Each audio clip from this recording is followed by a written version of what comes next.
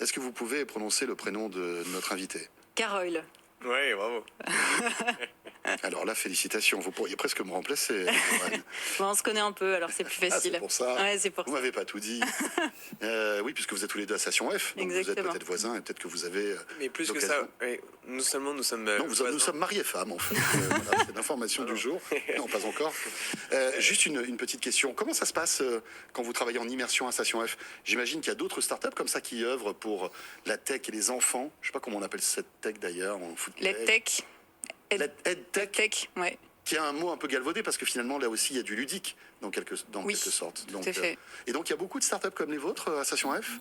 Quelques-unes. Ouais, quelques-uns. En réalité, Station F, c'est un campus qui est opéré par des incubateurs. Il se trouve que nous sommes dans le même incubateur et on est la table d'à côté. D'accord. Et on salue d'ailleurs Space Green, donc c'est l'incubateur de Naver. Naver, pour ceux qui ne connaissent pas, c'est le Google coréen.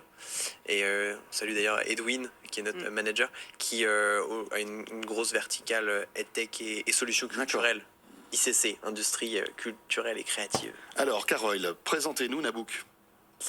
Nabook, c'est amusant parce que tu disais tout à l'heure, on s'adresse à des parents sans écran. Nous, on adresse plutôt les parents avec écran. Et on propose à ces parents d'utiliser l'écran de façon intelligente.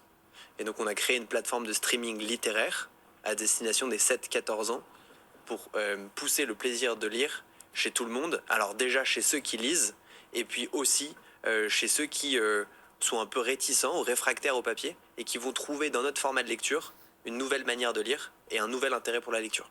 Quel est l'avantage du streaming dans la lecture? Déjà, il est dans l'air du temps. Et donc beaucoup de jeunes aujourd'hui, parce que c'est un écran, Oui, vidéo, vont audio, s'intéresser. etc. Exactement. Donc on le voit sur la musique, Spotify, Deezer, on le voit sur la vidéo, Netflix, Paramount+, Universal+, qui sont en train d'éclore un peu partout. Et bientôt Tikino, hein, qui... Alors on n'est pas dans le modèle de plateforme, mais pourquoi pas? D'une certaine façon, il y a une plateforme de contenu. Nous voulons faire la plateforme de contenu où, au XXIe siècle, la lecture se passe.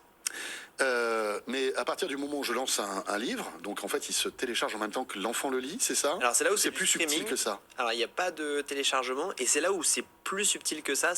Et c'est plus subtil dans la mesure où nous avons inventé un format. On a inventé un format qui est au croisement des messageries instantanées et du jeu.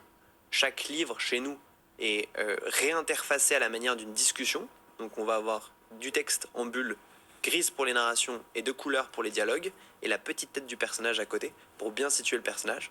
On va le défiler de haut en bas, comme si vous étiez sur un réseau social, et on va incorporer des mots dictionnaires, des dispositifs dyslexiques, on peut basculer des polices, et puis on va incorporer tout ça dans une expérience de jeu plus vaste, de manière à pousser les jeunes à lire. Est-ce que malgré tout l'adulte a la main là-dessus? Parce que si l'histoire est passionnante, l'enfant peut y rester des heures en fait. Bien sûr. Alors déjà on lui souhaite Oui. de rester des heures. Mais bon, on sait que les écrans, la lecture c'est bien, mais les écrans, au bout d'un moment c'est pas bien quoi. Bien sûr. Alors nous aujourd'hui on cherche plus à les faire lire qu'à arrêter de les faire lire. D'accord. Ce jour-là on sera très content en tout cas. Mais on peut en effet avoir la main dessus. Comment chaque série, donc chaque roman chez nous est une série découpée en épisodes courts, 3 à 5 minutes, et une barre de progression dans chaque épisode permet de s'arrêter quand on veut. Comme ça, le parent peut regarder où l'enfant en est. Et les parents ont accès aux espaces avec les statistiques, et puis tout un ensemble de personnages qui ont été rencontrés de manière à briser la glace et parler avec l'enfant. Et vous fonctionnez par abonnement? Exactement. 5,99 par mois ou 49,99 à l'année.